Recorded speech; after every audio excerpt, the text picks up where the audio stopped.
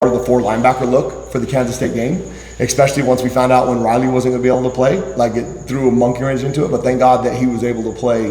That happened in the first half. But yeah, that was like everything that I just talked about with David. That's like the opposite of what he did. So I promise you this, he heard about it, and there was probably some colorful words, which I really tried to not like cussing. But the other question is, yes. I asked Brent yesterday if there was maybe like a turning point sometime this summer with the defense where you really sense a change in attitude. He said that one practice inside in the data center where you guys had all those interceptions. What do you think about that? I thought that night was phenomenal. Like, it was a competition between the offense and defense, and it was turnovers, and we ended up with 5 interceptions that night.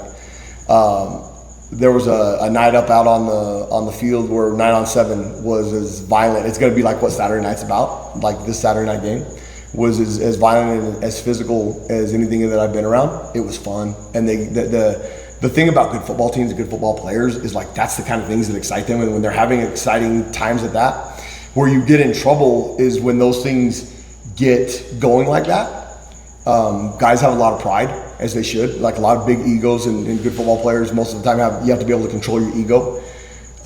You get embarrassed, or you get out hit, or you get knocked on your tail.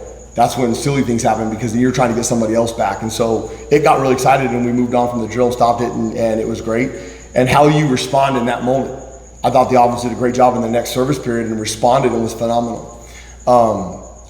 I thought when Brent decided what we were going to do on defense, when he was going to make me the coordinator back in December, and then we went through January and all that stuff, or January, whatever the timeline was, and we started evaluating players and figuring out who we get. And then when we had the Deshaun McKnight, and we had Max Harris, and we had Michael Dansby and JV and Cole, and then Dalton and Traden and Jen all decided to stay, like, I knew there's an opportunity to be special because we had enough depth. And I said this earlier, I think we had, at the time, I thought we had 18 or 19, and we would need some luck to stay healthy, like all good football teams, to be pretty good on defense.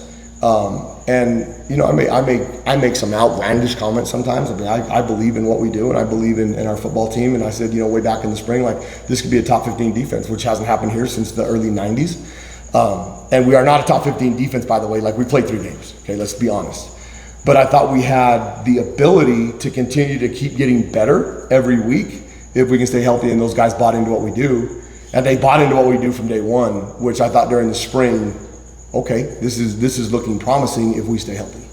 You got Trey Smith, you got Sean McKnight, you got Tia Savea, you got Malachi Bailey, who from the spring I wasn't preaching Malachi Bailey's name, and I'm all about Malachi Bailey now, which I love the young man's for his demeanor and fight to get through. And you got Max, and you got Tay, and you got Chase, and you got Riley, and you got all these pieces, and then the secondary, which I think our secondary is elite.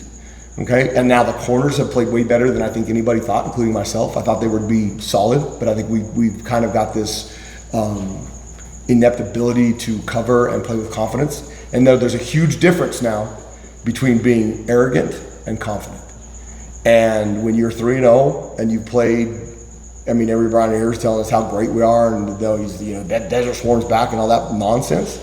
Like, if you buy into that, you're going to get your ass whipped. I mean, you're going to get your tail whipped. That's what's going to happen. And so, can we keep the idea of face his opponent? Can we take Iowa State, no different than we did Kansas State, no different than we did Weber State, no we did Hawaii? And I thought we did a great job of taking Kansas State, the same approach that we did during the week against Weber State. And I thought last week, I think Bai said we won the bye week, and I think that's a big deal. Like, you can get your ass kicked, you can get your tail whipped in the bye week by not showing up, not taking care of your body, not getting healthy, not doing those things. And then we get an extra day to go against Iowa State. So take that to your advantage. They got an extra day too because they got a bye week. So both teams are going to be as fresh as they've been since, and they went to Ireland. So all that, going to Ireland and playing all the games, all that is off the table. Like, it's conference season, here we go, and both teams should be at their best point. I'll ask two of you, Troy and Justin. In terms of recruiting last week, just the response that you and the coaching staff got when you guys were going out there and seeing some of the 2026 and 2027 guys. Much like around here, because everybody watches football and we happen to be on TV, especially on the Fox, and the highlights were all over. There was a lot of pride and a lot of excitement about the Arizona logo being out on the road. We're trying to flip some people that are committed to other places, just like people are trying to flip our guys that are committed to us.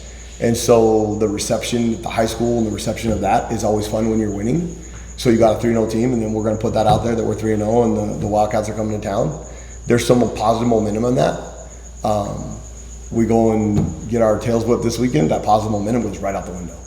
And so it was really fun because we did beat Kansas State, and Coach Kleiman and Coach Wells and Coach those guys will get that program fixed this year. Like that's good. I know a lot of people are saying like Kansas State sucks. They don't.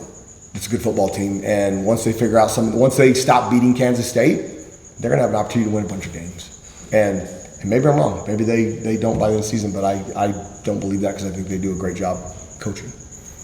We'll finish up with Justin.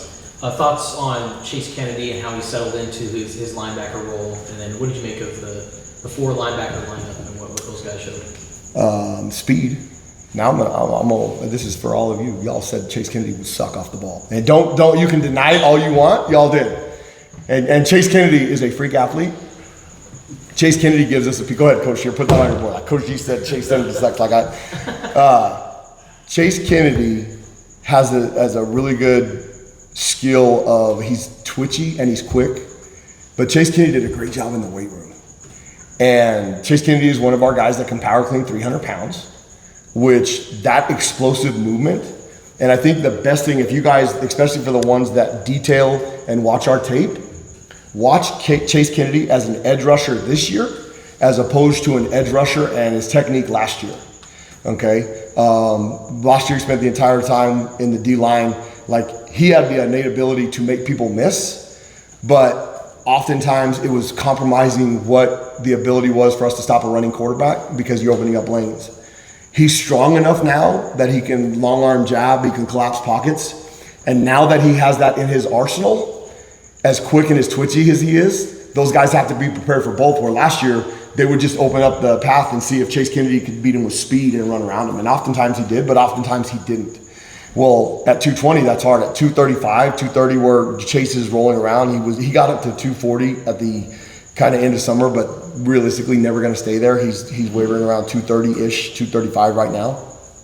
The strength that he has with that and the twitchiness that he has, between him and Riley and now Myron Robinson, that he's healthy, like those 3 guys have some explosiveness that we put 4 linebackers on the field because it gave us an opportunity to chase their speed if Avery Johnson was going to try and run the ball, and have an opportunity to match that. And then I think what we do defensively, the way we try and teach it conceptually, you can do different things with personnel groups without having to install a whole new defense because of the concepts, if you have smart football players. And so give our kids credit, they've done a great job attacking the scheme and attacking everything that we want to do from day one in February when we started getting out on the field to what we're doing now, so that those concepts, we can call the similar defense with signals and everything, but the pieces are different. So I look at the pieces on defense as 11 X's. I don't look at a nose guard, a tackle, an end.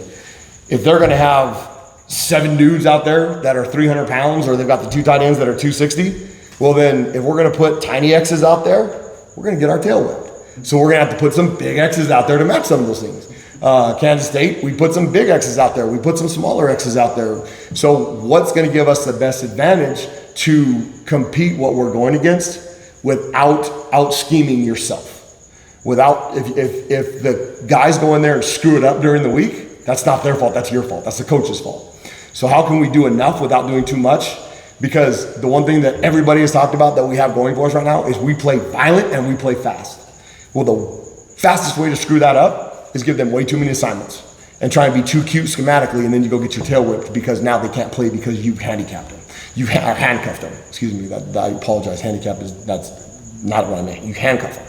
And so keeping them the ability to play fast and physical is our best chance of having success on Saturday night in Ames, Iowa at 6 o'clock in a whiteout where we're going to be the sacrificial lamb. Like, let's go do this. Huh? Was that the last question? That was it. All right, bear down.